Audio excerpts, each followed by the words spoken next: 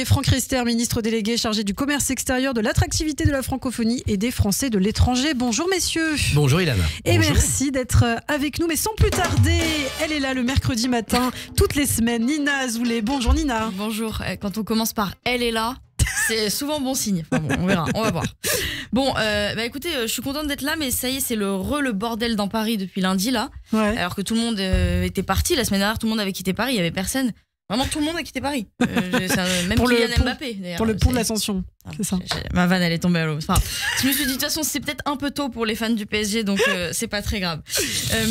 Mais c'était un bonheur la semaine dernière. Par contre, c'était paisible. En plus, il y a eu un début d'été, donc on était bien. Bon, après, très vite, on a retrouvé un milieu d'hiver, si on était bien. Là, apparemment, les températures vont baisser. Il y a un refroidissement à cause du phénomène La Niña. Ouais. C'est pas la Nino, c'est la Niña. Non, c'est La Niña. D'accord. Je me suis dit, comme par hasard, ça s'appelle La Niña. Genre, moi, je peux chauffer personne. Même dans le domaine météorologique, je refroidis tout le monde. C'est une catastrophe. Et je me suis toujours demandé qui donne des noms aux phénomènes météorologiques. Genre, il y a vraiment un gars dont c'est le métier de leur trouver des noms.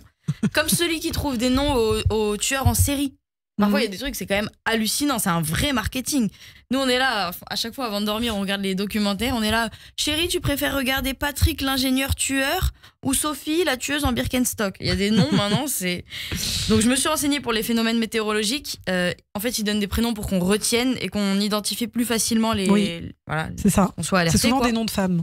C'est souvent des noms de femmes, c'est une bonne. Ouais, effectivement. Comme les tueurs en série, les femmes n'ont pas beaucoup leur place. Je trouve ça assez injuste. Bon, peu importe. Alors, mais je me suis dit quand même, c'est important de choisir le prénom parce que je suis sûre que le prénom a une influence sur le phénomène. D'accord. Par exemple, si tu appelles le phénomène Emmanuel, au hasard, et ben je suis sûre que c'est un phénomène qui peut te refroidir et en même temps te réchauffer. Si tu l'appelles Marine, c'est un vent très fort qui touche uniquement les Arabes, mais ce vent est tellement fort qu'il les pousse jusqu'au Maghreb. C'est assez fou. Et enfin, tu peux l'appeler Jean-Luc. Jean-Luc, mais là c'est dangereux parce que c'est un incendie qui paraît pas forcément méchant, mais en fait ça brûle petit à petit le pays. Donc il faut faire très attention. Mais on donne des noms à tout maintenant en vrai. C'est comme les fans de Justin Bieber. Ouais. Ça s'appelle les Belly Birds. Ouais, les Belly Birds, c'est vrai. Vous en êtes une? Non, pas du tout. D'accord. Il y a les fans de Taylor Swift aussi, les Swifties. Ah, je connais pas ça. Ah, les Swifties, si. On l'a vu la semaine dernière. Christophe a l'air d'être fan. Il était au concert. Oui, c'est vrai aussi, ouais. Mais moi, ce que je me suis dit, c'est que ça marche avec Bieber ou Swift, ça marche avec des noms américains un peu stylés, mais tu prends un nom bien fudge, c'est Farad. C'est quand même un peu plus chelou. Imagine, t'as les chiches porty cheese, ça a un peu moins de gueule quand même. On dirait le nom qu'un vieil oncle aurait donné au groupe WhatsApp de famille.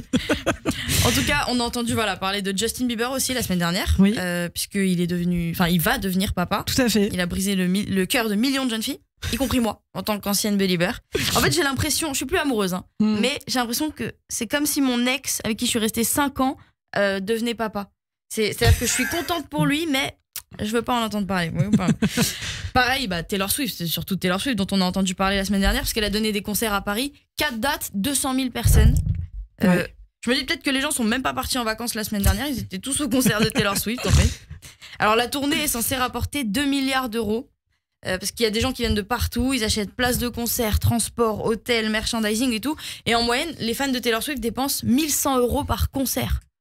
Pas de souci si c'est leur kiff, mais où sont passés les gens qui répètent toute la journée qu'ils n'ont pas d'argent?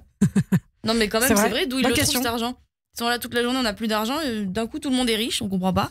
C'est comme ceux qui te disent qu'ils ont plus d'argent pour participer à la cagnotte d'anniversaire, mais ils ont un sac Dior à la main. Moi j'ai plein de copines comme ça, c'est insupportable. Apparemment le concert de Taylor Swift a un réel impact sur l'économie. Ça fait profiter les hôtels, les restos. Je me dis mais pourquoi on se démène à organiser les JO? Venez, on fait des concerts de Taylor Swift toute l'année. Tout le monde est gagnant dans l'histoire. Les fans kiffent le concert, Hidalgo s'enrichit, et nous, on peut circuler dans Paris. Franchement, voilà. Attendez, je crois que je dois vous laisser parce que mon père il a créé un groupe WhatsApp de famille qui s'appelle les Azouliers. J'ai très peur, faut que j'aille m'occuper de ça. Ça sonne bien. Donc, je suis pas sûre, je vais régler ça. En tout cas, merci de m'avoir écouté. Eh bien, merci à vous Nina Azoulay qu'on retrouve chaque semaine sur Radio J, effectivement. Et tout de suite l'invité de Christophe Barbier, Franck Riester, ministre délégué chargé du commerce extérieur, de l'attractivité, de la francophonie et des Français de l'étranger. Les grands débats commencent.